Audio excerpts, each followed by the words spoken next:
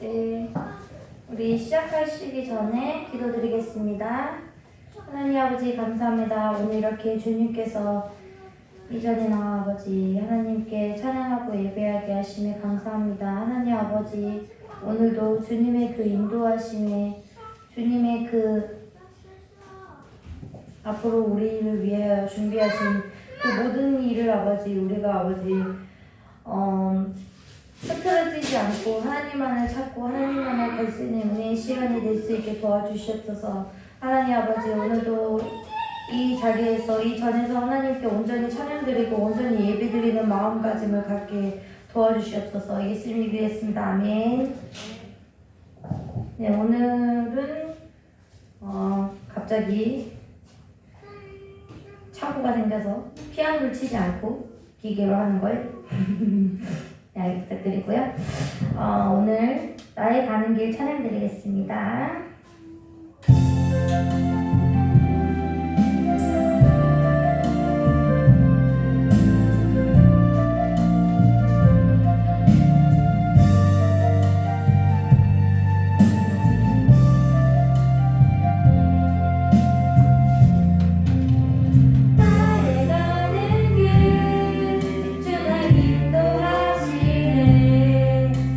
보이지 않아도 날 위해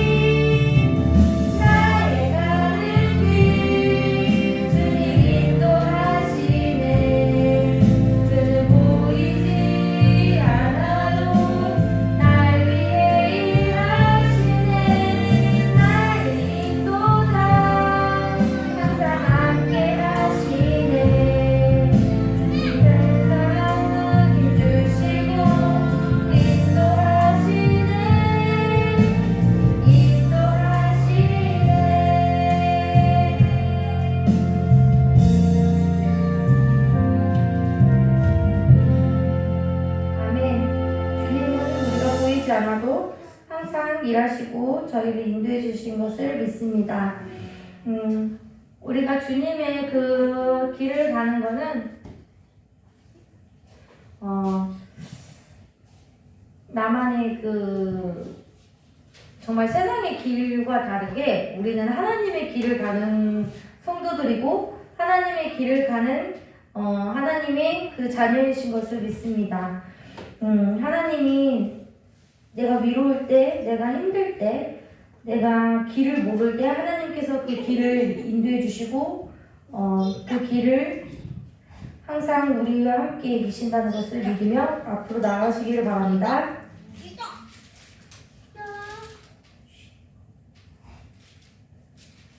주가 보이신 생명의 길 찬양드리겠습니다.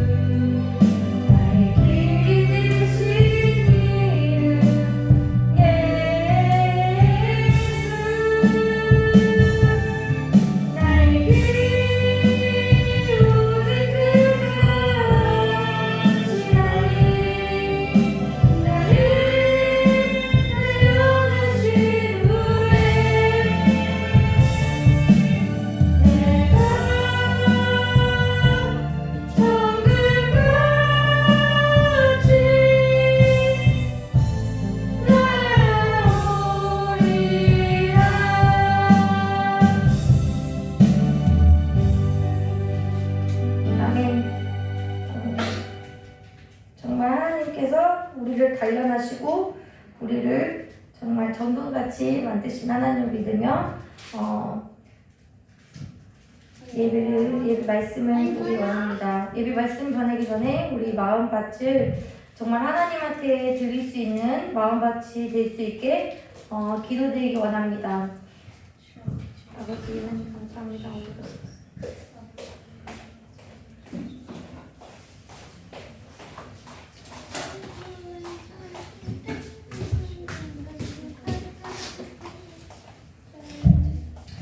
하나님 감사합니다. 이 저녁에 하나님의 예배를, 하나님의 부르심을 순종하여 하나님 앞에 예배의 자리에 불러주시고 나오게 하시니 감사합니다. 예배 가운데 주께서 온전히 주인 되어주셔서 영광 받아 주옵시고, 하나님 아버지, 이 시간 우리가 주의 음성을 듣는 귀한 시간 될 수 있도록 우리 각 사람의 심령마다, 또한 온라인으로 예배하는 자들의 심령마다 아버지께서 동일한 은혜로 만나주시고 깨끗게 하여 주시고 치유하여 주시기를 간절히 원하오며 거룩하고 존귀하신 예수님의 이름으로 감사하며 기도드리옵나이다. 아멘. 찬송 한 장 부르고 말씀 보도록 하겠습니다.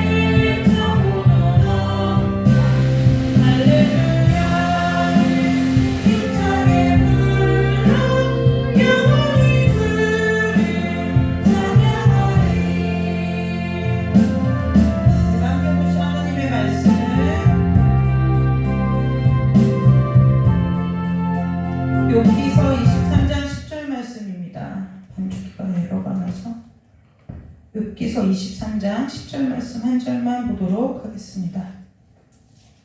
구약성경 욥기서 23장 10절 말씀 우리가 함께 보도록 하겠습니다.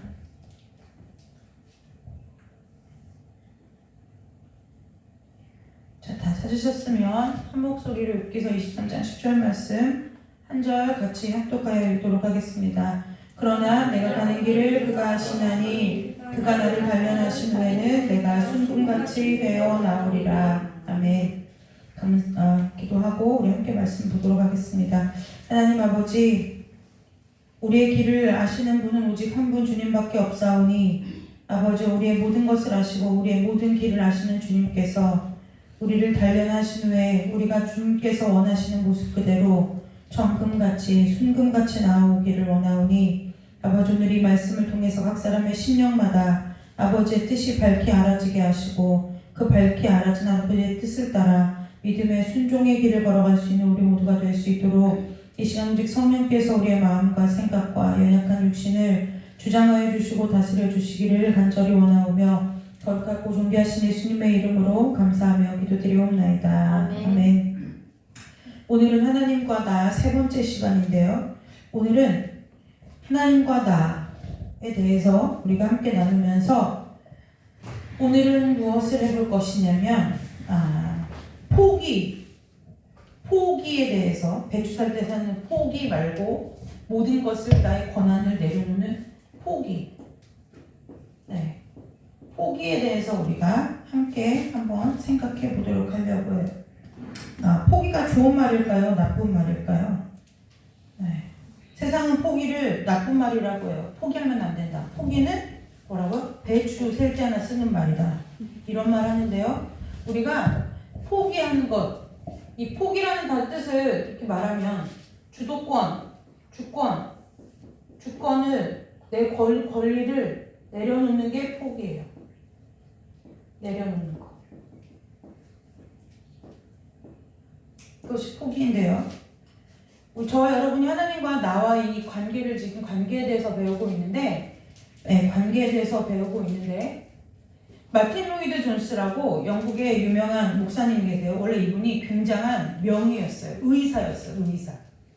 정말 지금으로 말하면은 병원을 차리면 막 사람이 대기 예약이 막 한 5, 6년은 꽉 차 있는 명의였다가 하나님을 나중에 이제 인생의 후반에 하나님을 만나서 아주 신실하고 유명한 설교자로 살아갔던 사람인데요.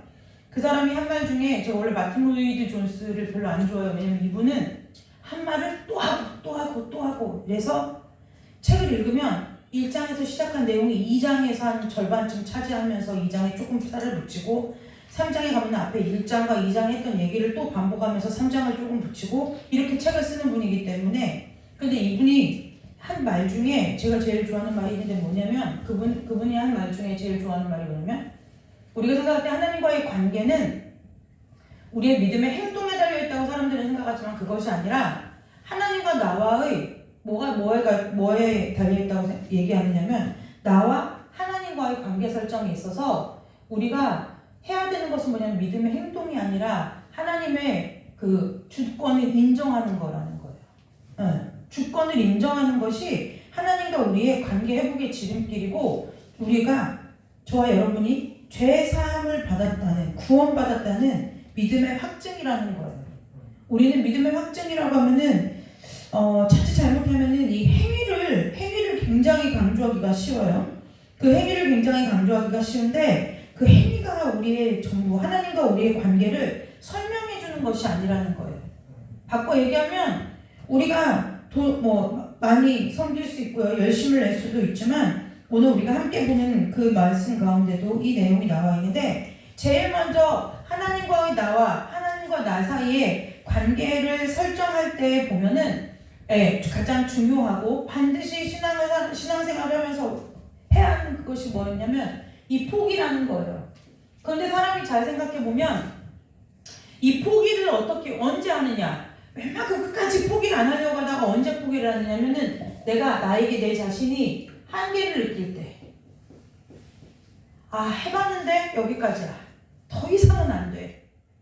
내가 좀 어떻게든 해보려고, 내가 어떻게든 취업을 해보려고 막 이력서를 100군데를 쓰고 매일같이 가서 하나님 앞에 부르짖어 기도해보고 작정해보고 금식해보고 해볼 대로 다 해보고, 또 혹시나 행여나 교회에서 열심히 봉사하고 섬기면 하나님이 내 이 문제를 해결해 주실까 싶어서 했는데, 그것이 종교적인 열심이든 아니면 어쨌든 세상을 살아가는 삶의 어떠한 일이 되었든, 우리가 포기라는 것을 하려고 할 때는 반드시 우리가 무엇을 느낄 때 포기라냐면 이 한계를 느낄 때 포기하게 된다는 거예요.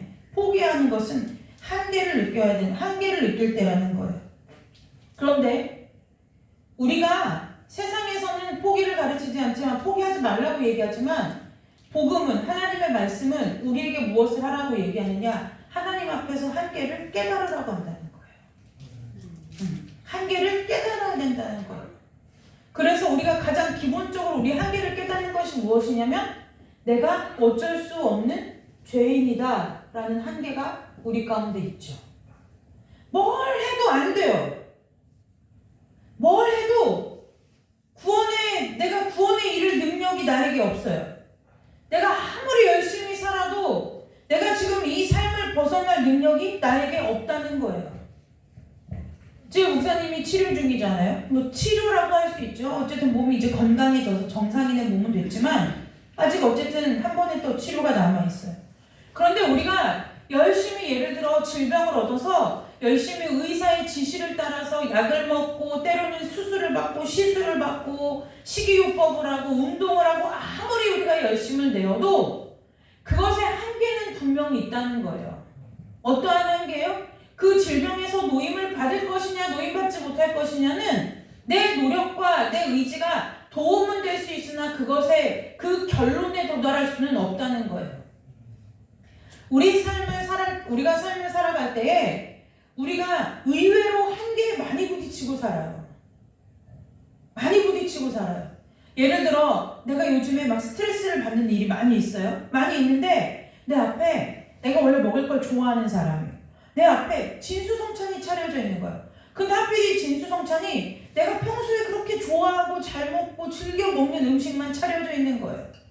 그래서 내가 이거 나를 위한 만찬이야 양껏 먹었어요. 근데 이미 뭐예요? 오랜 시간 스트레스를 받아서 내 위장 기능이 원활하지 못해. 그래서 막 입에서는 맛있게 먹었는데 소화가 안 되는 거예요. 단편적인 얘기긴 하지만 우리는 의외로 하루라는 시간을 살면서 수많은 한계에 부딪히고 살아요. 부딪히고 살아요. 자, 제가 예를 들어 볼게요. 이제 어제 제가 외출을 했다가 집에 갔는데 화장실이 급한 거예요. 근데 갑자기 앉아있던 우리 아빠 장로님이 화장실을 뛰어들어간 거예요. 한계 상황에 부딪힌 거지. 왜냐면 화장실 하나 더 있었으면 다른 데로 가면 되지만 우리 집은 화장실 한 개밖에 없거든요. 우리가 한계라는 것을 우리는 자꾸 뭐냐면 세상은 복음이 아닌 세상의 가르침은 자꾸 우리가 당연히 자각하고 의식하고 깨달아야 되는 것들을 망각하게 만든다는 거예요. 이 망각이라는 말이 뭐예요? 이 망할 망자는 아닌데 이게 뭐예요? 그 망각한다는 것은 좋은 뜻이 아니에요. 망각한다는 건 뭐냐면 쉽게 얘기하면 사람이 바보가 되어간다는 거예요. 마땅히 생각하고 마땅히 깨달아야 할 것조차 깨닫지 못하고 살아가게 만든다는 거예요. 왜요? 세상의 가르침과 하나님의 말씀은 방향이 정반대이기 때문에 그래요. 자, 내가 얘기해. 자, 부정의 반대말은 뭐죠? 긍정. 근데 이 긍정은 세상이 말하는 긍정이 있고 하나님이 말씀하시는 긍정이 달라요. 달라요. 자, 이제 부정은 나쁜 거, 안 좋은 거.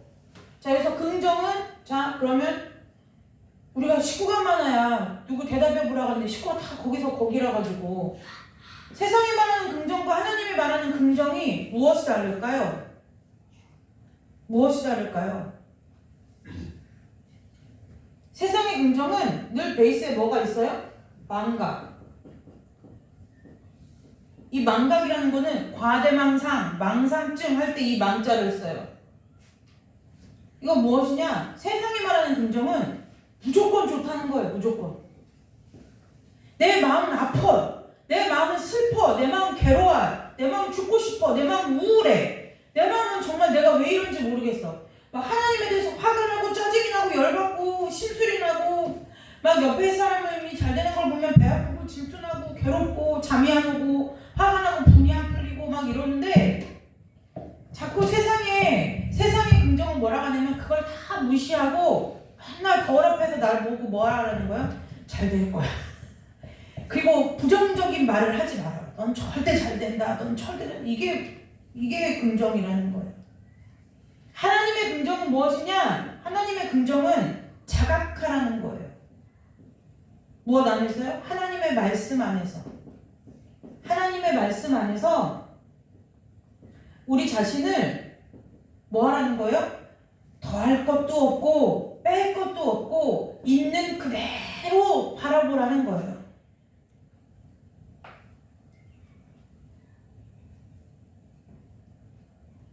다르죠? 달라요. 세상의 긍정은 그냥 네가 지금 처해 있는 상황, 너의 원래의 모습 이런 거 다 무시하라는 거예요. 무조건 잘 될 거라는 거예요. 무조건 잘 될 거라는 거예요.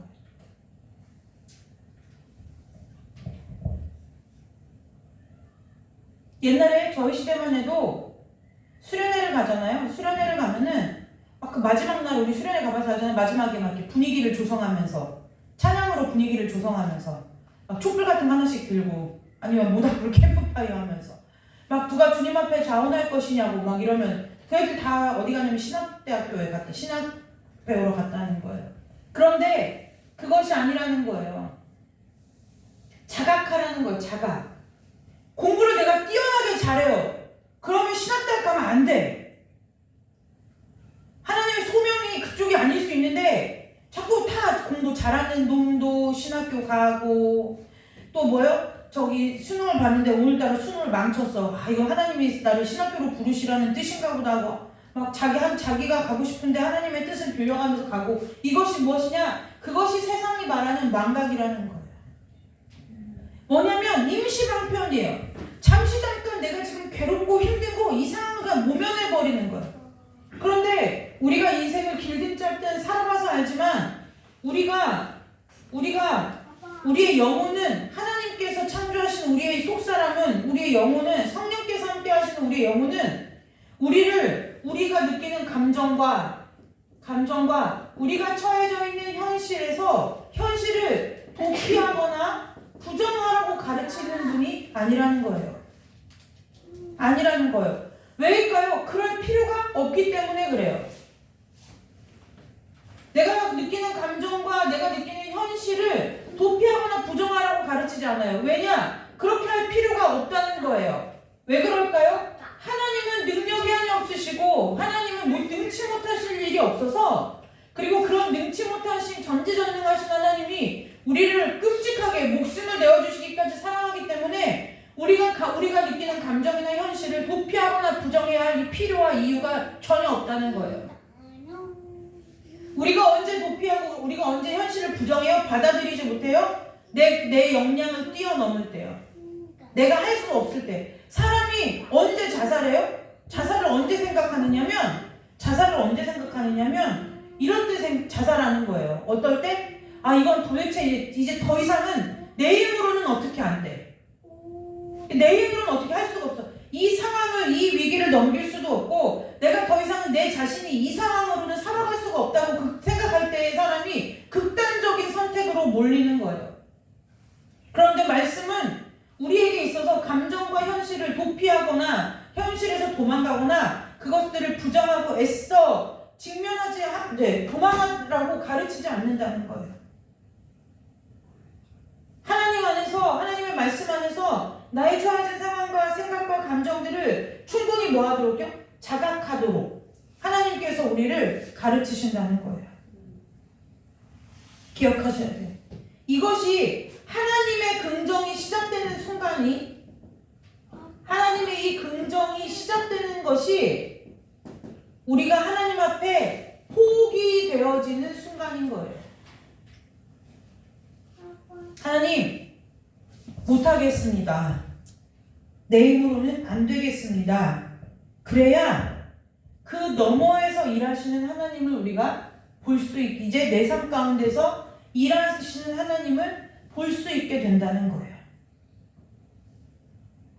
예전에는 예수님을 따르는 사람이든 예수님을 따르는 자 너희들 다 필기했지? 예수님을 따르는 저와 여러분이 이제 신앙의 여정을 좀 돌아보자고요. 왜요? 이미 하나님과 저와 여러분 각자와의 관계는 시작된 지가 이미 오래예요. 어떤 사람 10년이 될 수도 20년 될 수도 있지만 우리가 그 시간들을 좀 생각해 보자고요. 우리가 정서적으로 건강한 그 영성을 가졌다. 건강한 신앙을 가졌다. 영성은 또 신앙을 얘기하는 거예요. 특별한 데서 영성을 찾으려고 하지 마세요. 영성은 그 사람의 신앙을 얘기하는 건데 건강한 영성에는 어떠한 힘이 있냐면은 벽을 돌파하는 힘이 있어요. 그래서 아까 지금 방금 전에 얘기한 것처럼 내가 처해진 현실과 상황들을 도피하거나 회피하거나 그 다음에 부정하지 않고 그 현실을 직면하면서 가는 아프고 쓰라리고 괴로운 것이 맞지만 직면하고 가는 힘이 있다는 거예요. 옛날에 그 기독교의 고전들을 보면은 어떠한 표현들을 많이 썼냐면 우리도 우리 시대에 많이 쓰는 표현들이 있죠. 예, 우리 시대에 많이 쓰는 표현들이 있는 것처럼 옛날에 믿음의 그 우리 조상들, 뭐 옛날에 교부 시대나 이런 사람들의 시대의 책들을 보면은 이것을 뭐라고 썼냐면, 우리 실로암 찬양할 때 보면은 어두운 밤이라는 단어가 있죠. 어두운 밤. 찬양송가에도 보면 뭐 캄캄한 앞길, 뭐 이러한 표현들이 이게 그냥 갑자기 뭐 어느 날 시적인 표현으로 나온 것이 아니라 옛날에 기독교의 고전들을 읽어보다 보면은 이 어두운 밤이다, 뭐 캄캄한 밤이다, 이러한 표현들을 쓰면서 어떨 때 얘기하는, 어떨 때 이러한 표현들을 쓰는지는 대충 우리가 의미를 알고 있어요. 믿음의 전진이 없는 것 같을 때, 그리고 문제가 내 삶 가운데 있어서 하나님 앞에서 그것을 돌파하고 뚫고 나가고 주의 음성을 듣기를 원하고 간구하는데 하나님이 음성을 주시지 않을 때, 하나님이 내 기도를 듣고 계시지 않는 것 같을 때, 이럴 때를 우리 믿음의 그 조상들이 이러한 표현, 어두운 밤이든지 캄캄한 밤이든지 뭐 이러한 표현들을 통해서 쓰기로 이제 썼는데요. 우리가 늘 얘기하는 것이 있지만, 우리가 신앙을 갖는다는 것은 가치관의 변화를 의미하는데, 아까 우리가 긍정을 설명할 때 세상이 말하는 긍정과 하나님이 말씀하시는 긍정이 다르다고 한 것처럼, 우리가 우리 인생에 어떤 우리가 언제 포기한다고 했어요? 한계가 왔을 때, 이 한계라는 큰 인생의 장벽에 부딪혔을 때 포기하는데, 이 장벽을 우리가 어떠한 신앙의 가치관을 가지고 해석하고 통과하느냐에 따라서 우리의 신앙이 굉장히 중요한 갈림길 앞에 서게 된다는 거예요. 여러분에게 또 권하는 거예요. 집에 가서 꼭 보세요. CBS 영화, 집에 가면 유선방송 보면은 CBS의 영화 코너가 있어요. 거기 보면은 만화로 된, 애니메이션으로 된 철로역정이 있어요. 몇 번 보라고 하죠. 이 철로역정이 여러분들이 책으로 읽으면 조금 길고 두껍고 힘들어서, 저는 책으로 읽독을 권하는데, 어쨌든 우리가 이 소통이 되려고 하면 일단 영화로 빨리 보시라는 얘기를 하는 거예요. 왜 이것이 철로역정이냐? 천국으로 가는 길을 다루는 그 여정을 쓴 거다. 그래서 이 철로역정이에요. 그래서 우리가 우리의 신앙의 여정을, 신앙을 뭐에 비유하냐면 술례길에 비유해요. 술례길, 그죠? 술례길. 그래서 찬송가 보면 나는 순례자 낯선 나라에, 뭐 이런 찬송도 있고, 이렇게. 그래서 우리가 뭔가 언젠가 본향으로 내 아버지 집 본향으로 돌아가는 그 여정을 우리가 걸어가고 있는 게 신앙이다라고 표현을 해요. 이것이 기독교의 전통적으로 내려오는 표현이죠. 그런데 이 표현을 보면은 우리 중에 아무도 이 여정을 걷지 않는 사람이 여기 있는 저나 여러분이나 성경에 나오는 수많은 인물들이나 다 그 길을 걸어간다는 거예요. 예를 들어 볼까요? 아브라함은 75세에 자기가 살던 우르를 떠나서 하나님이 본토 친척 아비집을 떠나라 할 때가 75세예요. 모세는 괜히 뭐예요? 불타는 떨기나무에, 근데 가지 마야 돼요. 그러니까 불타는 떨기나무 신기해서 보러 갔다가 신발 벗으라는 음성 듣고 인생이 그렇게 펼쳐질 줄 알았다면 보고도 뭐 해야 돼요? 못 본 척을 해야 되는데, 어쨌든 받아가지고 괜히 그거 받았다가 이제 뭐 하는 거예요? 80세의 나이에 인생을 다시 시작하는 거예요. 이스라엘 백성들이요, 아마 그럴 줄 알았으면 기도를 안 했을 수도 있어요. 그 애굽에서 먹던 고기나 먹고 자기네들은 뭔가 화려한 것을 꿈꾸었는데, 하나님께서 계획하시고 그들을 인도해낸 방법은 정말 우리가 생각하고 다시 읽어봐도 별로 겪고 싶지 않은 40년의 광야길이라는 거예요. 미리 주면 얼마나 좋아요? 울고 떼쓰고 화를 내고 열받게 해서 꼭 그때서야 하나님은 주시는 하나님이었죠. 어쨌든 다윗도 마찬가지예요. 그냥 목동이 집에서 양치고 살면 돼요. 먹고 사는데 전혀 지장이 없어요. 그런데 갑자기, 그래서 심지어 뭐예요? 왕이 되고 싶어 하기를 했어요? 뭐 했어요? 그도 아니에요? 들에서 양치고 있는, 굳이 양을 치고 있는 다윗을 니네 집에 아들 또 없냐? 굳이 불러다가 뭐를 해요?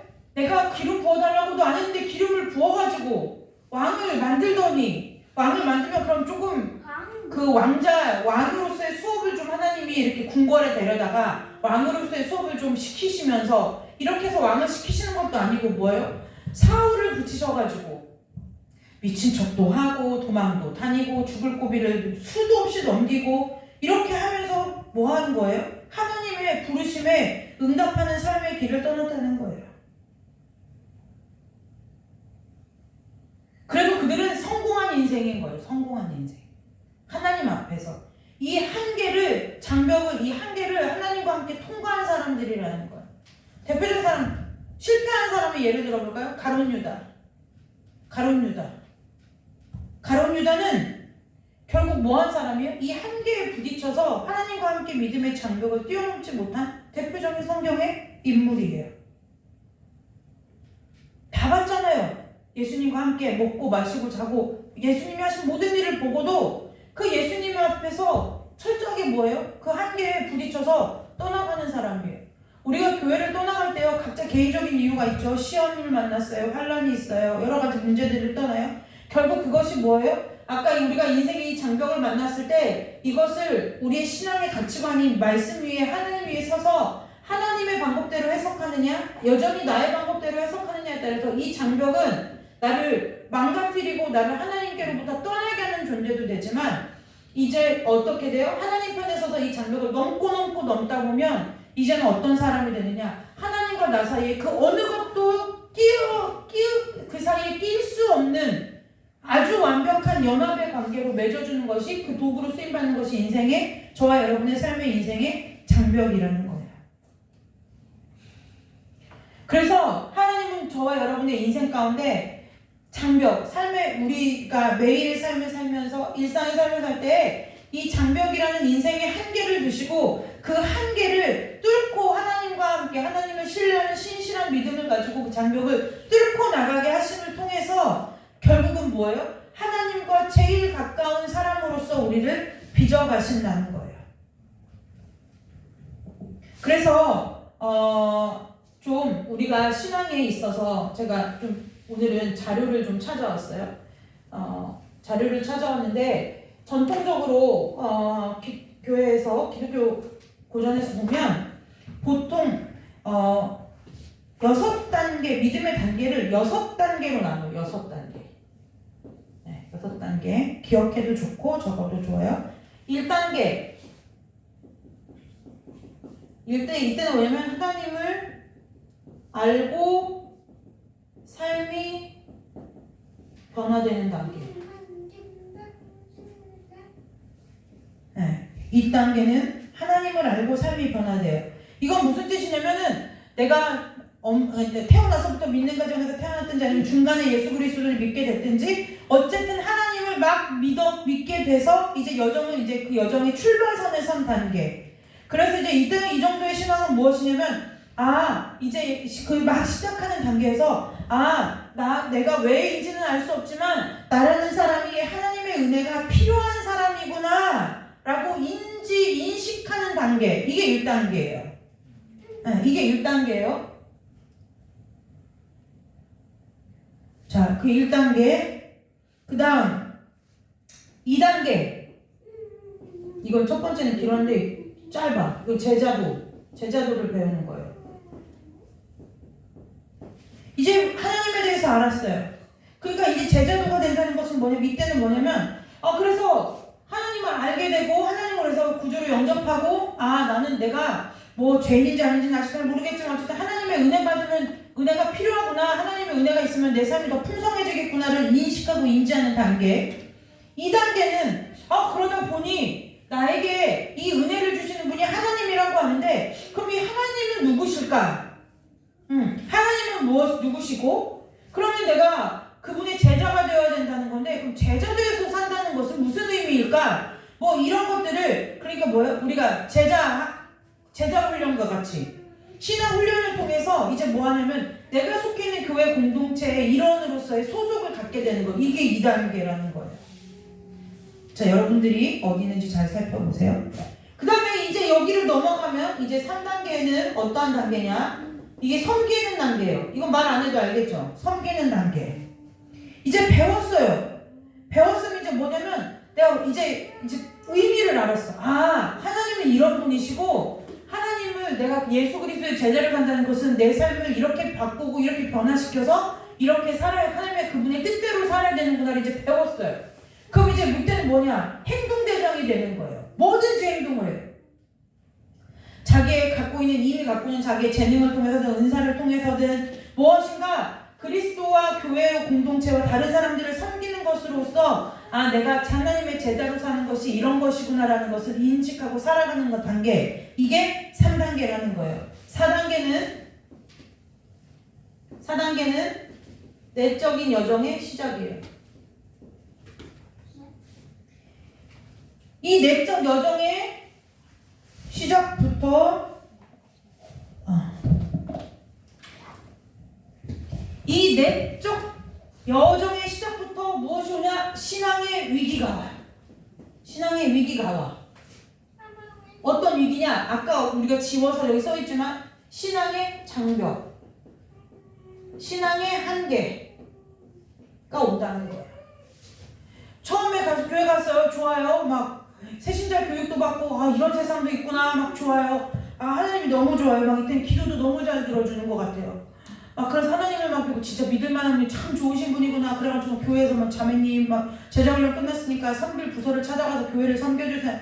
성가대하라면 성가대하고 찬양대하라면 찬양대하고 교사라면 교사하고 교회에서 막 일을 막 분주하게 열심히 교회 일은 마치 내가 다 하는 것처럼. 그런데 피곤은 한데 막 기쁨이 넘쳐. 그래서 주일날 막 하루 종일 교회에서 살고 수요 예배 가고 매일같이 새벽 예배 가고 전도하러 가자고 보면 전도하러 가고 구역 예배 가자면 구역 예배 가고 교회에서 하는 모든 행사는 100% 막 다 참석하는 이 3단계를 지날 때쯤에 우리 신앙에 뭐가 와요? 위기와 한계가 오는 거예요. 자꾸 한계에 부딪히는 거예요. 자꾸 한계에 부딪히는. 그때부터가 뭐예요? 이 내적 여정이 시작되는 거예요. 그런데요, 여기서 우리가 분명히 기억해야 될 것이 뭐예요? 저와 여러분의 인생의 주인은 누구시라고요? 하나님이시라고요. 이 주님이, 주인 되신 그 님이 누구시냐? 하나님이라는 거예요. 그렇다고 하면 이때 우리가 느끼는 이 장벽과 한계를 세우시는 분도 누구일까요? 하나님이라는 거예요. 이때 우리가 이 장벽도 하나님께서 내 삶 가운데 두신 것이구나라고 시작하는 사람이 내적 여정에서부터 더 깊은 믿음의 단계로 나아가지만 이 장벽이 나를 무너뜨리고 나를 괴롭게 하고 나를 시험에 들게 하고 나를 힘들게 한다고 하는 사람은 여기에서 여정이 멈추는 거예요. 멈추는 거예요. 이 사람의 내적 여정에서의 가장 중요한 핵심 포인트는 무엇이냐? 내가 내 인생에 하나님께서 내 인생의 주인 되시고 그 주인 되신 하나님이 내가 지금 한계를 느끼고 벽을 느끼고 부딪히는 것 같고 여기가 끝인 것과 같은 이 인생의 절벽 앞에 나를 세우시는 것도 누구시라고요? 하나님이라는 것을 기억하는 것, 이것이 4단계 내적 여정의 시작이라는 거예요.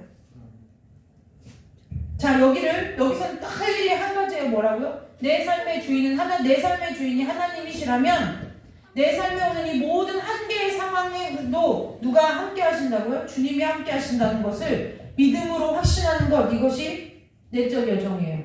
5단계 내적 여정이 있으면 외적 여정이 있어야 돼요.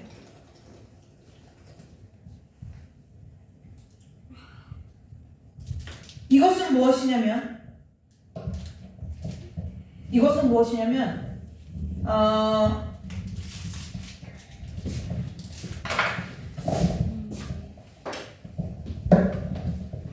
이건 뭐냐면 내적인 여정을 통해서 이제 우리가 어떻게 돼요? 내 장벽을 하나님이 이 문제 앞에 두신 것이 하나님이야. 그럼 내가 무엇하겠어요? 그럼 하나님과 이제 씨름하겠죠.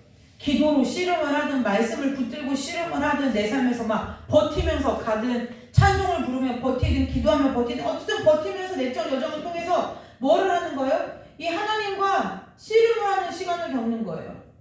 뭐 하기 위해서요? 이 장벽을 통과하기 위해서요. 장벽을 통과하기 위해서 하나님 도대체 나한테 왜 이러십니까? 하나님 지금 어디 계십니까? 내 기도가 들리십니까? 내가 무슨 잘못이 있습니까? 하나님의 무슨 뜻이 있습니까? 나에게 좀 말씀을 해주십시오. 하나님 나에게 좀 뭐라고 얘기를 좀 해주십시오. 말씀을 주시든 설교 가운데 답을 주시든 찬양을 주시든 좀 해서 나를 좀 여기서 어떻게 좀 건져달라고 하나님 앞에 어쨌든 이 치열하게 싸우는 내면에 싸움이 있게 된다는 거예요. 그리고 나서 이 싸움이 끝날 때쯤 되면은 다시 뭐예요? 이제 다시 외적인 여정이 시작되는 거예요. 이 외적인 여정은 뭐냐면, 아 그래, 무엇인가 내가 지금 다 할 수 없고 내 길이 다 보이진 않아도 한 가지 분명한 것은 하나님께서 지금 나와 함께하고 계셔. 지금 하나님께서 나와 함께하고 계시고 나의 삶에 길을 내고 계시고 사막에 강물을 내고 계셔. 그 하나님을 향해서 내가 다시 한번 일어날 거야. 그래서 오늘 콘티가 굉장히 원래 좋았어요. 나의 사랑, 나의 어여쁜 자야, 일어나 함께 가자. 이걸 불렀어야 되는데 PPT가 없었어요. 그런데 아무튼 간에 그래서 하나님과 이 내적 여정 끝에 하나님이 뭐라고요? 전 그래서 그 아가서 말씀 참 좋아해요. 그런데 그 전에 보면은 그 말씀을 하시기 전에 이제 겨울도 지났고 비도 그쳤고 이제 그러고 나니까 이제 뭐예요? 다 됐으니 이제 다시 일어나 나와 함께 가자라고 하는 그 하나님의 부르심 앞에 이제 내가 다시 뭐예요? 이 여기서 멈췄던 이 활동을 다시 시작하게 되는 거예요.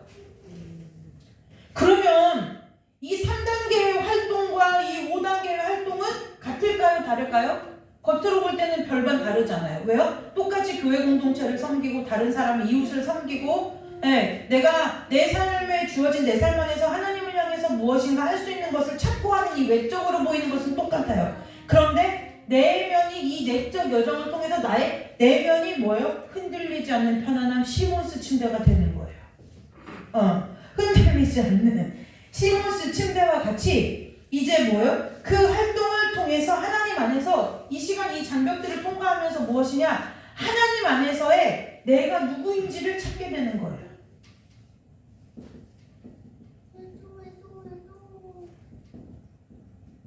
이게 중요해요.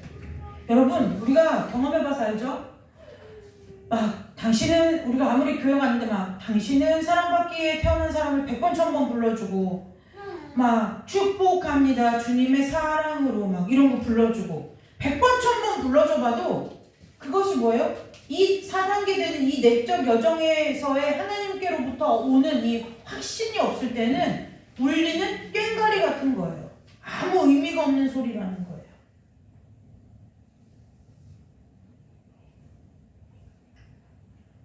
똑같이 활동할 수 있어요. 그러나 이 내적인 여정을 통해서 하나님 안에서 나라는 사람이 누구인지가 흔들리지 않는 확고하고 견고하고 든든한 내 삶의 가치관으로 세워진다는 거예요. 그래서 뭐 하지 않아요? 감정에 흔들리지 않아요. 내가 기분 좋으면 하나님을 섬겼다가 내가 기분이 나쁘고 내 마음의 심기가 불편하면 그냥 시들했다가 그것이 아니라 흔들리지 않는 평안함을 가지고 하나님께서 주신 평안과 신뢰와 믿음을 가지고 뭐 하는 거예요? 하나님을 섬기며 나아간다는 거예요. 이 3단계 때의 섬김은 무엇이 동기가 돼요? 다른 사람들의 칭찬, 보상, 다른 사람들의 평가, 다른 사람들의 기대 이런 것이 나를 움직이게 하는 동력이 된다면 치열한 이 내적 여정을 통과해서 하나님 앞에 다시 한번 일어서는 사람들의 특징은 뭐예요? 그것과 상관없다는 거예요. 오직 하나님과 나만이 하는 그 심오한 그 깊은 관계의 든든함 가운데서 그냥 뭐예요? 나는 다만 하나님 안에서 하나님께서 내게 주어주신 삶을 살아갈 뿐이다 라는 결론을 얻고 살아가는 단계라는 거예요. 외우지 못해 갑자기 생각나는데 윤동주의 서시의 마지막에 어떠한 길, 무슨 대목이 있어요? 그 대목이 아무튼 이런 거예요. 이거에 대한 거예요. 지금 잠깐 이제 너희를 필기하는 동안 찾아볼게.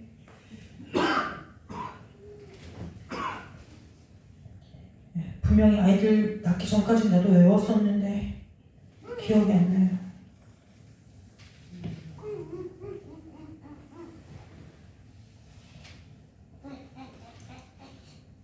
그래 이거 별을 노래하는 마음으로 모든 죽어가는 것을 사랑해야지. 그리고 나한테 주어진 길을 걸어가야겠다.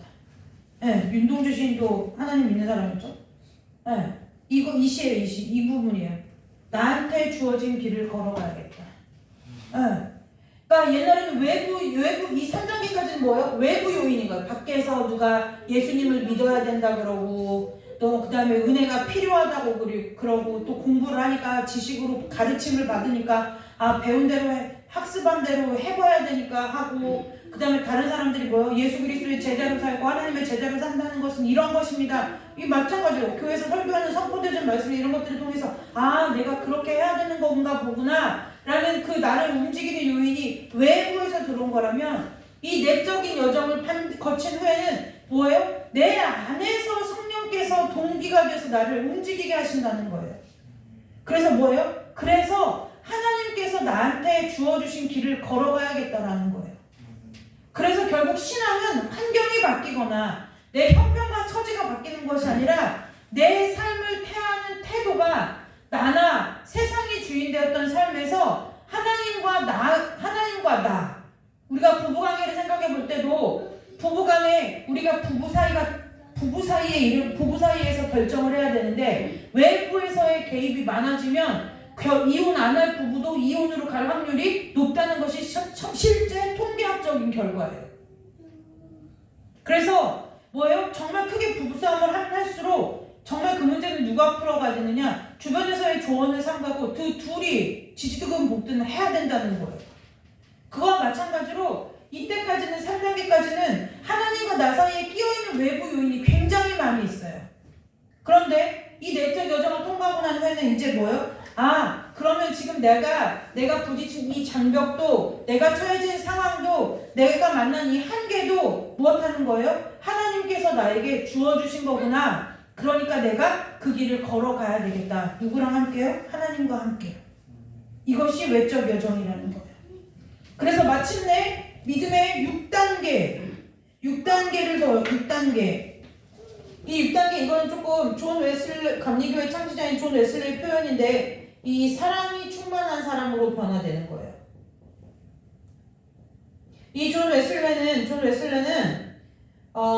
하나님께서 인간을 구원한 궁극적인 하나님께서 구원하신 사람의 궁극적인 목적이 하나님의 사랑으로 충만해지는 것이라고 얘기했거든요. 그런데 이 사랑의 사람으로 변화된다는 것은 무슨 뜻이냐? 뭐든지 갑자기 안 그러던 사람이 I love you 계속 이것이 아니라 하나님은 이제는 뭐예요? 이 외적 여정까지 온 사람들에게 있어서는 더 이상 이 장벽이 장벽으로 작용을 안 해요. 이해되세요? 사도 바울이 그러죠. 내가 궁핍에처하거나 부하거나 가난하거나 일체의 비결을 배웠다. 이것이 여기까지 온 사람들이 하는 고백이에요. 일체의 비결을 배웠다. 그리스도 안에서. 그 일체의 비결을 배운 이후에는 뭐예요?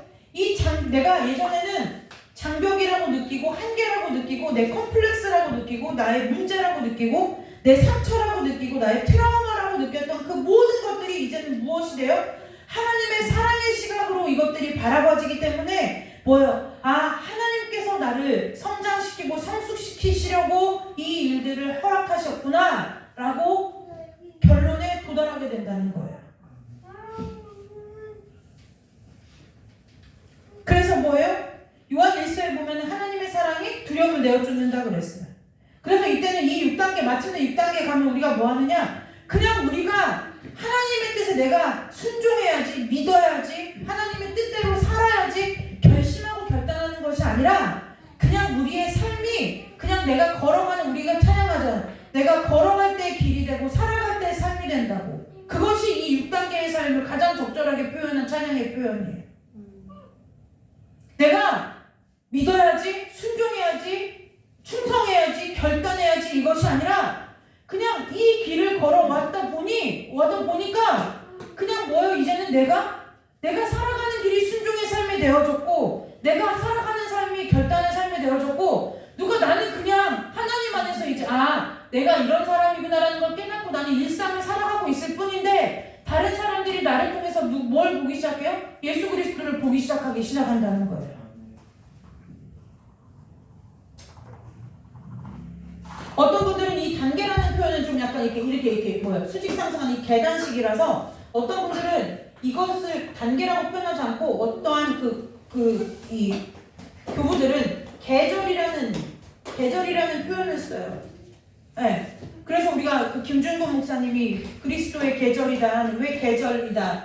그래서 그 영어 설교수는 시즌이 다 사람마다 시즌이 다 다르다라고 얘기하는데 왜 계절이라고 표현하느냐면 근데 저도 개인적으로 계절이라는 표현이 더 적절하다고 봐요. 왜냐면 단계는 뭔가 내가 밟고 이렇게 올라가야 되는 느낌이라고 한다면 단어가 주는 느낌이 계절은 뭐냐면 내가 뭘 어떻게 해도 막을 수가 없어요. 막을 수가 없어요. 이건 그냥 나한테 오는 거예요. 근데 저와 여러분이 살아가는 삶을 보면은 그냥 오잖아요. 내가 취사 선택해서 내가 이제 요 레벨까지 1단계까지 올라왔으니까 우리가 뭐 게임하듯이 내가 1단계까지 올라왔으니까 이제 2단계로 좀 내가 레벨업 좀 해볼까? 이런 것이 아니잖아요. 내 인생에 예고도 없이 그냥 오는 거예요. 누구의 시간표에 따라서? 하나님의 시간표에 따라서 그냥 오는 거라는 거예요. 우리가 원하든 원하지 않든 그게 중요한 게 아니라 그냥 그분의 주권과 그분의 뜻에 따라서 그냥 뭐예요? 지금도 시간은 흘러가고 계절은 바뀌고 해가 바뀌어간다는 거예요.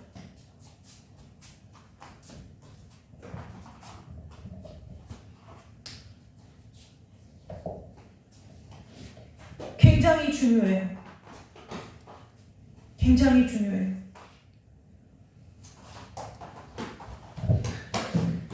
다 적었죠? 여기서 이해 못 하시는 분 없죠?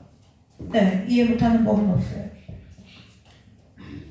그때 우리가 이 단계 신앙의 단계를 지나가면서 하나님께서 우리를 정결하게 하시는 것들이 있어요. 그것이 뭐냐? 너희들 빨리 노트 넘겨. 적을 거 7개 나눴어. 집에 가서 복습해. 7개 하나님께서 우리를 정결하게 하는 것들을 크게 7가지를 놔두셨어요. 내적인 장벽을 만나면서 우리가 장벽은 사람마다 인생마다 살아온 삶의 여정이 다르기 때문에 다 만나는 장벽이 인생마다 다르겠죠. 근데 이 7가지 있는데 첫 번째 교만이에요. 교만도 개념 정리를 잘 하셔야 돼요. 나 잘났어 이게 교만이 아니라는 거예요. 성경에서 말하는 이 교만은 무엇이냐면 내가 죄에서 값없이 구원받았다는 것을 잊어버리는 것이 교만이라는 거예요. 그래서 뭐예요? 자꾸 내 생각과 내 기준과 내 가치관을 가지고 다른 사람을 뭐예요? 정죄하는 거예요. 자꾸 정죄하는 거예요. 그래서 정죄하는 사람들의 특징이 뭐냐? 그 어른들 하시는 말로 사람 꼴을 못 봐요.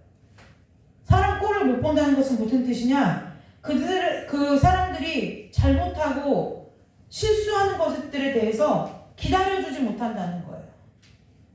기다려주지 못한다는 거예요. 우리가 성경에서 보면 일만 그 빚진 자를 빚을 탕감받는 그 비유가 나오죠. 우리가 어떤 사람들이에요? 엄청난 죄악 가운데서 거저 구원받은 은혜를 망각하는 그것이 성경에서 말하는 교만이라는 거예요. 그리고 또 교만하면 어떤 거냐? 자기가 이 영적인 레벨을 정해놓고 내가 지금 레벨 2 정도 되는데 그래서 뭐예요? 레벨 1이 내가 볼 때 너는 레벨 1이야. 이 1이 하는 신앙적인 충고나 권면을 들으려고 하지 않는 건 이거 교만이라는 거예요. 네, 이거 교만이라는 거예요. 우리는 영적인 레벨이 있을까요? 없을까요? 영적인 레벨 같은 거? 그런 거 없어요. 교회 안에서 거룩하게 부르심을 받은 한 공동체로 존재할 뿐이에요. 그것이 교만이에요. 이것이 다루어지고요. 그 다음에 두 번째는 영적 탐욕. 이거 굉장히 중요해요. 제가 이제 쉽게 얘기하면 우리 청년들대로 말하면은 영적인 스펙. 저희도 요즘 스펙이 중요해요. 스펙. 이것이 무엇이냐? 여러분 아까 영원 불변한 진리. 우리의 인생의 주인은 누구라고요? 하나님. 그럼 그리고 뭐예요? 우리가 보는 말씀에 이런 거 있죠. 바울과 아볼로는 물을 주었을 때 자라게 하시는 이는 누구다? 하나님, 그리스도시다. 이거예요. 그러면 우리가 갖고 있는 지금 현재의 신앙의 모습도 어떻게 보면 물론 여러 가지 이유가 있겠지만 아주 근본적으로 보면 지금 내 모습이 하나님이 누가 주신 거예요? 하나님이 주신 신앙이라는 거예요. 우리는 결국 우리가 아무리 노력하고 애쓰고 힘을 써도 누가 자라게 하시는 만큼밖에 자라지 못하느냐? 누가 주신 만큼이요? 하나님이 자라게 하시는 만큼만 자랄 수밖에 없어요. 그리고 그 신앙은, 하나님이 주신 신앙은 끊임없이 우리에게 무엇을 추구하게 만드느냐면 우리의 내면의 삶이 하나님 앞에서 정결하고 깨끗하고 하나님과 더 단단하게 연합되는 것을 원하는데, 이거보다 이 영적 탐욕이라는 것은 뭐냐면은 신앙을 무슨 학문처럼 배우려고 드는 사람들이 있어요. 막 배워요. 배우기만 해. 배우기만 하는 거예요. 그래서 여기 가서 여기 좋다고 하면 이거 듣고, 저기 가서 저기 좋다고 하면 저거 듣고, 저기 가면 저기에 무슨 세미나가 유행이라면 그거 듣고, 막 세미나 쫓아다니고 훈련 쫓아다니고. 이것이 영적인 탐욕이라는 거예요. 세 번째, 영적 뭐가 있느냐면 사치. 여러분, 우리가 육신에만 사치 부리는 것 같죠? 영적으로도 얼마나 사치 부리는 줄 아세요? 내가 한 말이 아니에요. 이게 이 영적인 사치는 무엇이냐? 하나님 그분보다 그분이 주시는 축복에만 관심이 더 많아요. 그래서 내 신앙의 즐거움의 원천이 하나님 그분이 아니라 그분이 주시는 은혜, 그분이 아니라 그분이 주시는 복, 그분이 아니라 그분이 보여주시는 어떤 환상, 그분이 아니라 그분이 보여주시는 어떤 음성, 꿈, 이상, 진짜 하나님이 주신지 알 수 없지만 아무튼 그런 것들을 더 찾는 것, 그것이 영적인 사치라는 거예요. 그 다음 네 번째, 분노. 무슨 말씀이세요? 나 분노 이런 거 없는데요. 우리는 분노라고 하면 화를 내는 걸 분노라고 하죠. 근데 말씀에서 원래 이 분노는 무엇이 분노냐면, 처음에 막 하나님을 믿었을 때 어땠어요? 하나님이 막 음성을 들려주셨을 때 내가 막 처음으로 뭔가 하나님의 뜻인 것을, 이게 뜻인가 봐, 이게 하나님이 나한테 주신 선물인가 봐, 이런 거를 깨달았을 때 이 기쁨과 즐거움이 사라지면은 이제 하나님 나한테 왜 이러셔? 지금 나 뭐 하자고 하시는 거야? 이러려면 주시지를 말지. 왜 이렇게 입을 꾹 닫으시는 거지? 이것이 분노라는 거예요. 분노와 교만의 특징이 뭔지 아세요? 분노와 교만의 가장 큰 특징은, 증상은 다른데 원인은 하나예요. 뭐예요? 기다리지 못해요. 기다리지 못해요. 절대 기다리지 못해요. 누구도 못 기다려요? 사람에 대해서도 못 기다리고, 상황에 대해서도 못 기다리고, 결국 궁극적으로 누구에게 대해서도요? 그 모든 것들을 주관하고 계시는 하나님에 대해서도 기다리지 못해요.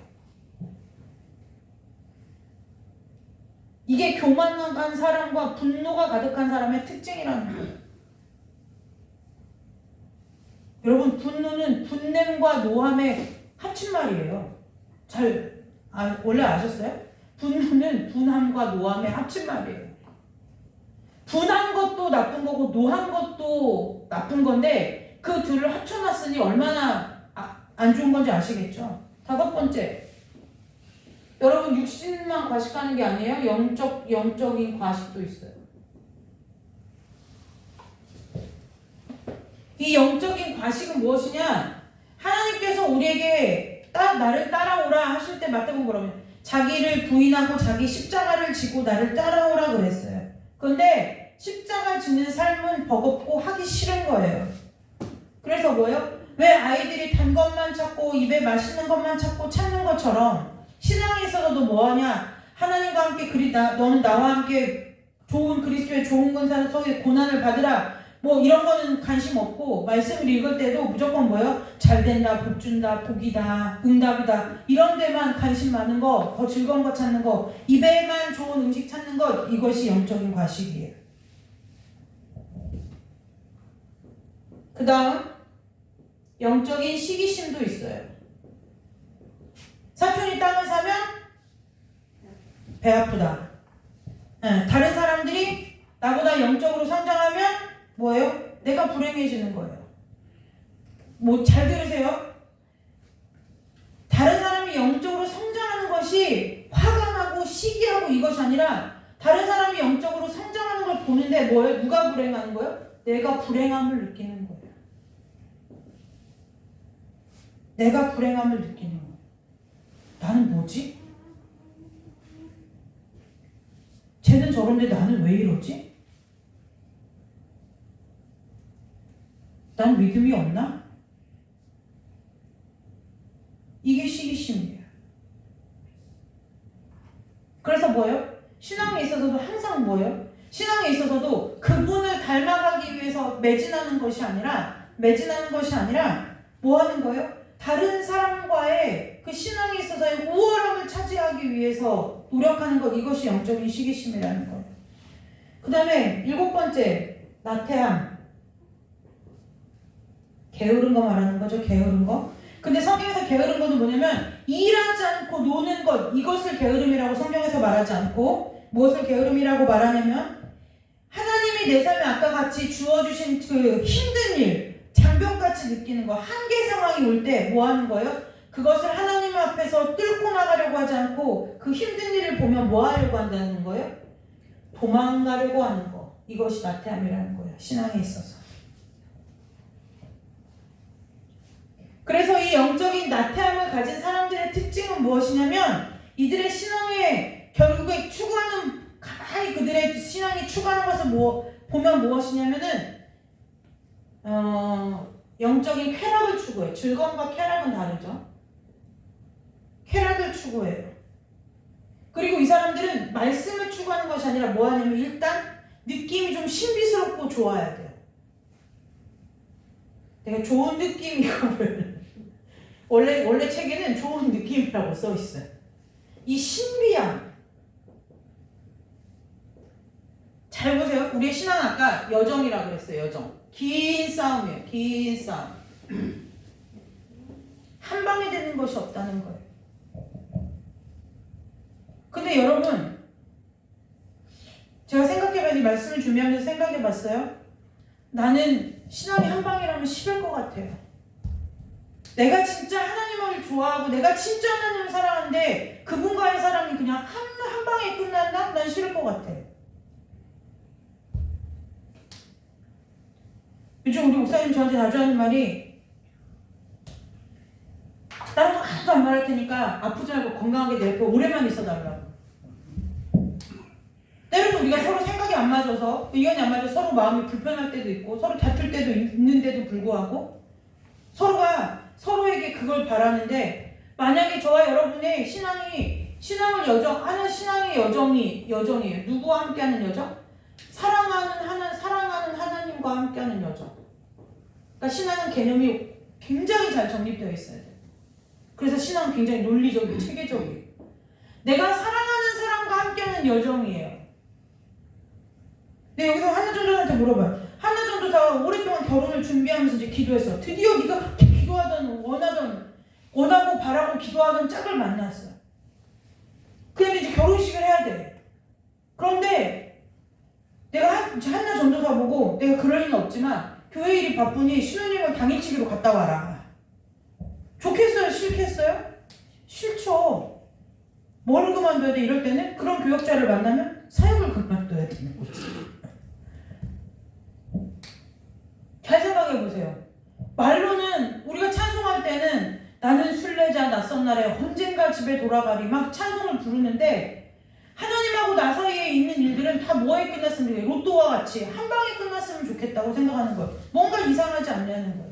내 신앙의 구멍이 너무나 많이 보이지 않냐는 거예요. 그래서 그 영적인 순간의 쾌락을 추구하고 그 순간의 어떤 느낌, 그 감정, 이런 것들을 추구하는 것을 신앙은 뭐라고 하냐면 게으르다고 하는 거예요. 하나님 앞에 성실하고 신실하게 시간을 보내며 말씀과 기도로 내가 단장하고 늘 하나님 앞에 깨끗하고 정결한 신부로 쓰기 위해서 매일매일 내가 단장하는 그것을 바라지 않고 그냥 어쩌다 한 방. 이게 요즘의 세상의 젊은 세대들이 성적으로 타락해서 예를 들어 클럽이나 길거리에서 마음에 드는 상대 만나서 하룻밤 성적인 쾌락을 추구하는 그 원나잇 스탠드와 같은 사랑이랑 무슨 차이가 있냐는 거예요. 우리 부모님 세대는 불나방이라고 하지. 시대의 차이가, 용어의 차이가 있지만 아무튼 그러한 사랑이 무슨 의미가 있겠느냐는 거예요. 오늘 여기 서 있는 저와 여러분에게, 온라인으로 예배하는 우리 식구들에게 당신이 누군가를 사랑하게 될 텐데 그 사랑이 원나잇 스탠드와 같은 사랑이라고 하면 여기서 그 사랑을 할 사람, 그것을 사랑이라고 말할 사람이 누가 있겠느냐는 거예요. 내 자녀가 배우자를 데려왔어요? 어떻게 만나니? 클럽 가서 원나잇 스탠드 했는데 생각보다 사람이 내가 나하고 속궁합도 잘 맞고 외모도 괜찮고 그래서 데려갔어 엄마 아빠 이러는데 거기다 대고 그래 너 참 잘했다 라고 할 부모가 세상 천지에 어디 있겠느냐는 거예요. 아까 우리가 신앙의 6단계를 하면서 3단계까지가 한계고 4단계부터가 시작이라고 그랬잖아요. 이 3단계와 4단계의 가장 큰 차이가 뭐예요? 내가 하나님과의 사랑이 원나잇 스탠드일 것이냐 아니면 평생을 약속하고 결혼하고 신뢰로 유지하며 지켜가야 할 관계로 설 것이냐 거기에 달렸다는 거예요.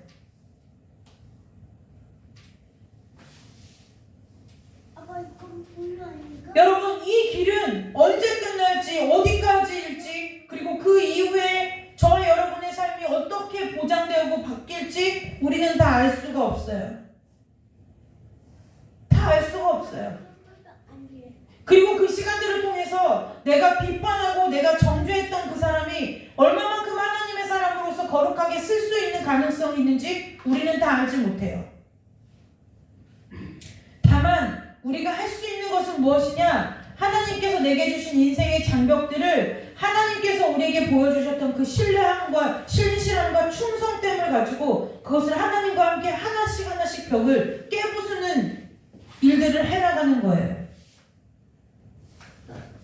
마태복음에 보면 예수님이 이제 말씀을 마무리할 거예요. 마태복음에 보면 예수님 팔복을 가르쳐요. 첫 번째 말씀이 뭐예요? 심령이 가난한 자는 복이 있나니 천국이 그들의 것이며. 그때 이 가난하다는 뜻은, 가난하다는 원래의 뜻은 그냥 좀 형편이 어려운 것을 말하는 게 아니에요. 더 이상은 회생 불가한 정말 인생의 바닥까지 떨어진 거지 같다 그 얘기 말하는 거예요. 심령이 가난하다 그럼 너희들이 심령이 그지 같다 이 얘기인 거예요.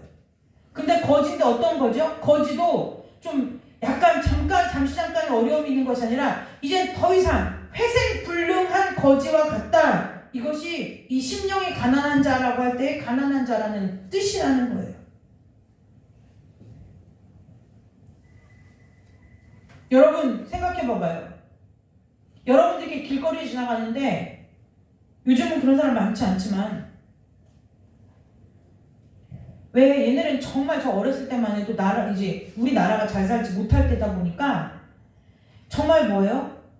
막 왜 술에 취해서 막 술값을 얻어내고 그러려고 해서 구걸하는 것이 아니라 정말 저 옛날에 그 읍내에 나가서 시장에 가보면은 왜 팔도 없고 다리도 없어가지고 이렇게 리어카에 이렇게 종이 한 장, 종이도 누가 써줬는지도 모르고 낡은 종이에 도와주십시오라는 것만 이렇게 쓰고 얼굴도 못 들고 이렇게 바닥에 쭉 엎드려서 있는 사람들이 있었어요. 그런 사람들이 꽤 많이 있었어요. 그런 사람들은 어때요? 추운 겨울을 만나면 정말 살아가는 게 기적인 사람들인 거예요. 그런데 정말 그런 사람이 있어요. 그래서 그 사람을 보고 내가 불쌍해서 도와주려고 막 주머니를 뒤져갖고 여러분이 갔는데 갑자기 그 거지가 눈을 딱 뜨고 이렇게 여러분을 보면서 이렇게 말해요. 아니 내가 있잖아요. 이래봬도 대학교 나온 거지예요. 내가 나를 뭘로 보고 지금 동전이나 근데 내가 마침 보니까 동전밖에 없는 거예요. 동전을 주려고 하는데 아니 지금 이거 나를 뭘로 보고 그러냐고. 나 대학교 나온 거지인데 이런 거 되려면은 그냥 가시라고. 나 5,000원 이상은 안 받는 거지라고 이렇게 말하면 여러분들 황당하지 않겠냐는 거예요. 황당하지 않냐는 거예요. 우리가 그런 거지를 볼 때 황당하죠. 그런데요, 우리가 아까 3단계에서 4단계를 뛰어넘지 못하잖아요? 그러면은 우리가 그런다고요, 우리의 모습이 그렇다는 거예요. 다른 사람의 신앙을 판단하고 평가하고 무엇을 가지고요? 자기의 이러한 이 7가지 이런 거, 영적인 탐욕이나 사칭, 내가 봤는데 내가 우리 세미나에서 들어보니까 그런 것은 저 교회는 저래서 안 되고 이 교회는 이래서 안 되고 얘는 이래서 안 되고 쟤는 저래서 안 된다고 평가하는 거예요. 여러분, 하나님과 함께하는 하나님 안에서 하나님과 관계를 세워가는 사람의 화살은요 밖을 향하지 않아요. 자꾸 내 내면을 향하는 거예요. 하나님의 은혜가 깊어질수록 내 속사람이 보이고 내 속사람이 보이면 보일수록 하나님 아니면 내가 어찌할 수 없는 사람이구나라는 한계를 보고 그 한계 앞에 하나님 앞에 이 한계를 내에게서 떠나가게 해달라고 옮겨달라고 기도하는 거예요.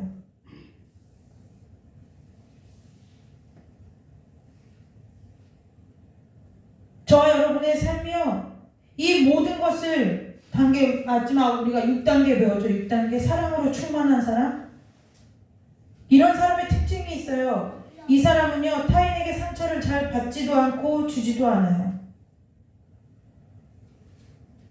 이 사람은 자존감에 상처도 입지 않고요 하나님의 사랑 안에서 안전함을 느끼기 때문에 다른 사람이 나의 자신에 대해서 잘 모르고 비판하거나 판단하거나 모욕하거나 그럴 때 네가 나를 뭘 안다고 그래? 네가 내가 살아온 삶을 알아? 네가 내 인생을 알아? 네가 내가 어떻게 살았는지 알아? 너는 나같이 살으라고 했으면 벌써 이 세상 하직하고 없을걸? 이렇게 속에서 입 밖으로 내지도 못하고 울부짖는 것이 아니라 넉넉하게 인정하는 거예요.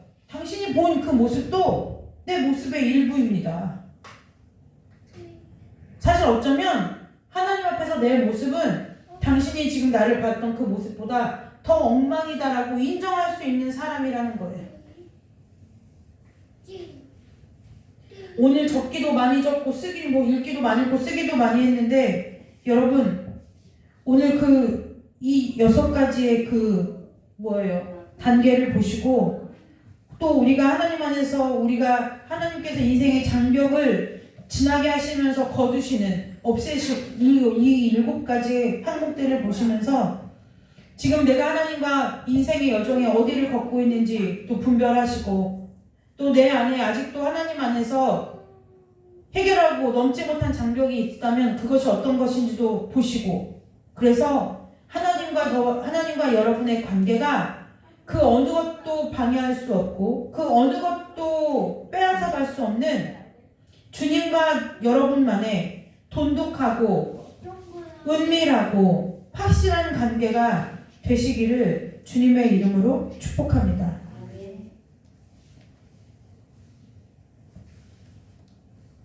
그래서 우리가 이 다음 시간에는요 4번째는 5번째 하면 거의 끝날 것 같은데요 이것이 실제 어떠한 삶으로 이어질 수 있는지에 대해서 우리가 함께 은혜를 나누도록 하겠습니다. 하나님과 함께 한 주간도 승리하시는 은혜가 있으시기를 주님의 이름으로 축복합니다. 기도하겠습니다. 하나님, 말로는 우리가 하나님 나라의 순례자라고 얘기하지만 우리가 얼마만큼 하나님을 신뢰하고 살아왔는지를 다시 한번 새롭게 돌아볼 수 있게 해주시니 감사합니다. 하나님, 우리가 이 땅에서 살아가는 동안에 주님 손 붙들고 주님과 함께하는 삶의 여정을 끝까지 감당하는 자들 될 수 있도록 날마다 우리를 빚어가 주시고 날마다 우리를 깨끗게 하시고 자라게 하시고 성숙시킬 그 하나님을 온전히 신뢰할 수 있는 은혜와 믿음을 우리 가운데 부어주시기를 간절히 원하오며 거룩하고 존귀하신 예수님의 이름으로 감사하며 기도드리옵나이다. 아멘. 우리 찬송 한 장 부르고 기도하고 돌아가도록 하겠습니다.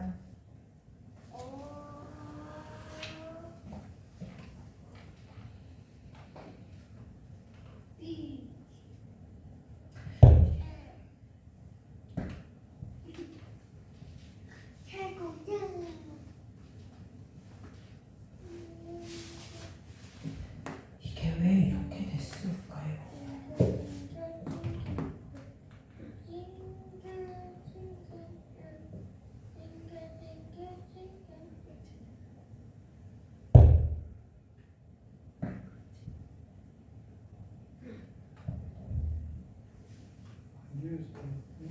얘는 반주해줘.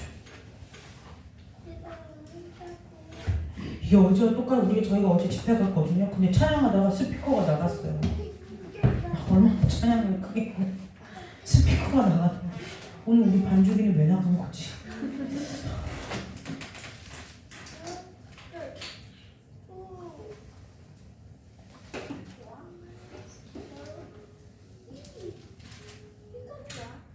우리 찬송가 잠깐만요. 384장 우리 함께 찬송하도록 하겠습니다. 찬송가 384장입니다.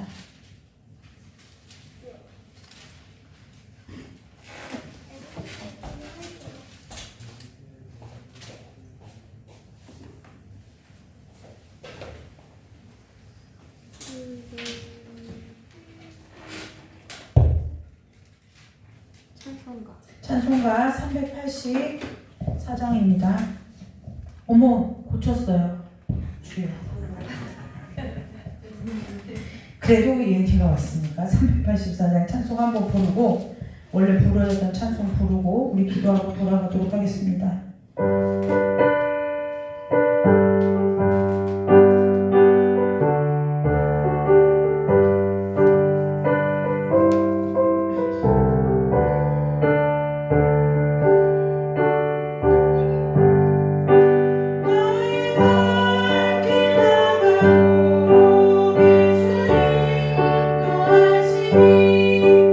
내 주만이 있는 내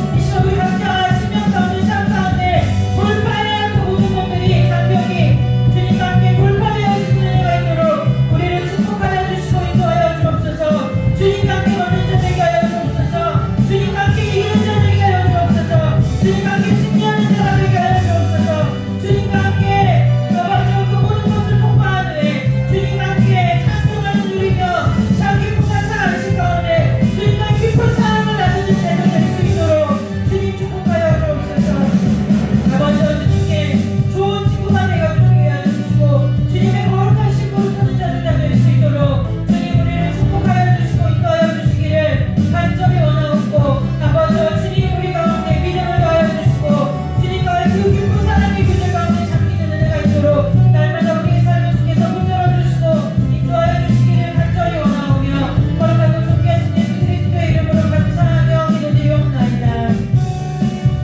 하나님 아버지 주님을 믿는 믿음을 허락하여 주옵소서.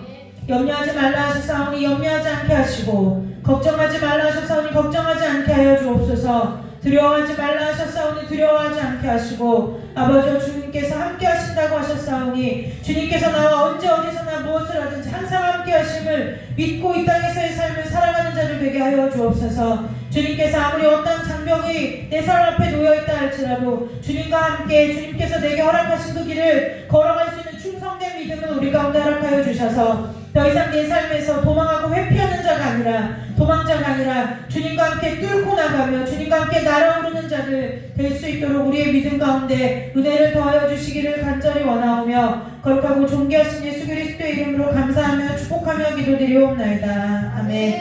우리 찬송 한 장 부르고 주기도문으로 예배 마치도록 하겠습니다.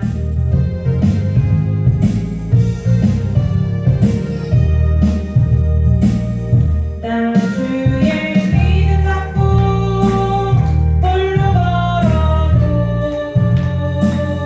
나 주의 믿음 갖고 노래 부르네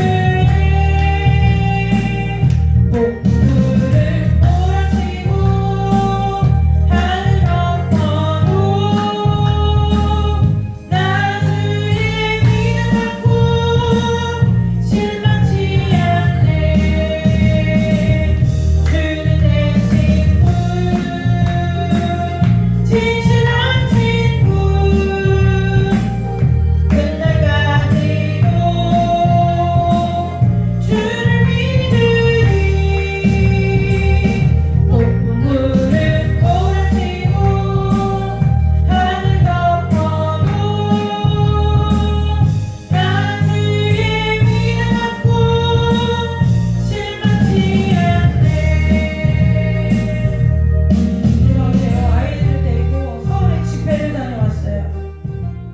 중고등학생들이 만든 집회예요. 511개 교회에서 청년들, 중고등학생 아이들이 자발적으로 모이는 거예요. 학교 주차장에서도 모이고 빈 교실에서도 모이고 모여서 뭐 하느냐? 학교와 나라와 민족을 위해서 중고등학교 아이들이 기도하는 거예요. 그 아이들이 3,000명이 어제 모였어요. 생각이 달라요. 노는 물이 달라요. 공부를 잘하게 해주세요 기도하는데요, 나의 유익과 나의 만족을 위해서 기도하지 않는 거예요. 하나님께서 나에게 공부할 지혜를 주셔서 하나님께서 나를 세우실 그 영역에서 하나님의 나라를 지켜내는 자 되게 해달라고 기도하는 거예요. 이 나라에 차별금지법을 폐기해달라고 기도하는 거예요. 하나님의 것이 아닌 것이 이 땅 가운데 서지 못하게 해달라고 중고등학생 아이들이 기도하는 거예요.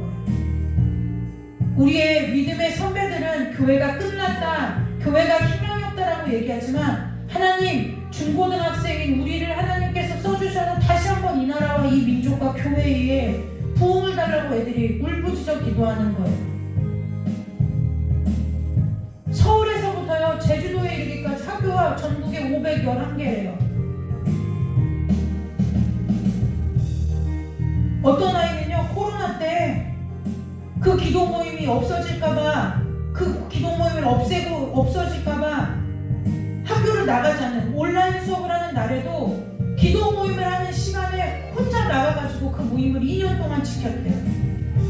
어떤 아이들은요 그 학교가 불교재단이래요. 불교재단은요 기독교 학교는 교목실이 있지만은 걔네들은 학교에 스님이 있어요. 신앙상담 같은 거 해줘요. 근데 그 불교재단에 다니는 아이들이요 학교 공터에서 주차장에서 둘이 모여서 셋이 모여서 기도하는 거예요. 나의 만족과 유익을 위해서 기도하는 게 차원이 다르더라고요. 어제 우리 아이들을 놓고 기도하면서 하나님, 우리 아이들이 하나님께서 세우는 그 학교에 가서, 그 학교에 가서 그게 선교사예요. 선교사가 선교 지나가는 내가 여기 서 있는 곳에서 하나님을 예배하는 자 되겠다. 이것이 선교사회거든요. 아이들이요 울부짖어 기도하는 거예요. 이 나라 이민족을 살려달라고, 하나님 우리에게 다시 한번 기회를 달라고, 자기들을 사용해달라고 기도하는 거예요. 수능 끝나고 세상 나라 놀러가지 않고 수능 끝나니까 아이들이 더 불어났어요. 수능 끝나자마자 기도하는 자리로 달려온 거예요. 어제는 어른들이 그 무대에 서지 않고 기도의 인도를 아이들이 하는 거예요. 중학교 1학년, 고등학교 2학년. 근데 애들이 막 그 자기들이 적어온 기도문을 읽으면서 막 울어. 하나님 이 나라 이민족 살려달라고. 어른이 내가 갔는데 너무 부끄러운 거예요. 나 뭐하고 있었는데? 근데 기도하는데 하나님이 제 옛날을 돌아보게, 나도 나름대로 저런 때가 있었는데, 중학교 때 선생님 한 명과 기독교 동아리를 만들고, 중학교에 구원파 이단 선생님이 있어서 치열하게 싸우고, 여고 다닐 때는 친구들 떼거지로 데리고 학교 담 넘어서 새벽기도 다녔던 때가 있었는데, 대학교 때는 예수 믿는다고 핍박도 받아봤는데 지금 내가 너무 안일하게 신앙생활하고 있는 거 아닐까? 이런 생각. 하나님 저 아이들의 저 믿음이 나중 돼서도 끊어지지 않게 해달라고 그 아이들을 위해서 기도하고, 이런 기도하고 이렇게 왔어요. 여러분, 하나님은 살아계시는 거예요. 하나님은 살아계세요. 우리가 정말 하나님과 이 깊은, 하나님과 우리와의 관계가 말씀 가운데 정말 건강하게 세워지면요, 이것이 너의 문제냐 나의 문제냐, 네 것이냐 내 것이냐, 그 경계와 담이 사라지는 거예요. 이 나라와 이 민족의 문제가 나의 문제가 되는 것이고, 저기 전쟁난 나라는 전쟁난 나라의 문제가 아니라 그것이 내 아픔이 되는 것이고, 그것이 우리 힘과 능으로 안 돼요. 하나님이 우리 가운데 부어주셔야 돼요. 저 여러분의 심령 가운데 오늘 함께 나눈 이 말씀과 같이 그 7가지의 하나님께서 다루실 그 모든 불순물들이 깨끗하게 다루어져서 정금과 같은 신앙들 되시기를 주님의 이름으로 축복합니다. 그래, 정말 우리와 하나님 사이에 그 어떤 것도 회방할 수 없고 방해할 수 없는 정말 그 하나님과의 깊은 친밀한 교제 가운데 우리의 삶의 기반을 두시기를 주님의 이름으로 축복합니다. 주기도문으로 예배 마치도록 하겠습니다. 하늘에 계신 우리 아버지여, 이름이 거룩히 여김을 받으시오며 나라의 마옵시며 뜻이 하늘에서 이루어진 것 같이 땅에서도 이루어지리이다. 오늘 우리에게 일용할 양식을 주옵시고, 우리가 우리에게 죄진 자를 사하여 준 것 같이 우리 죄를 사하여 주옵시고, 우리를 시험에 들게 하지 마옵시며 다만 악에서 구하옵소서. 대개 나라와 권세와 영광이 아버지께 영원히 있사옵나이다. 아멘. 하나님께 영광의 박수 올리고 금요일 마칩니다.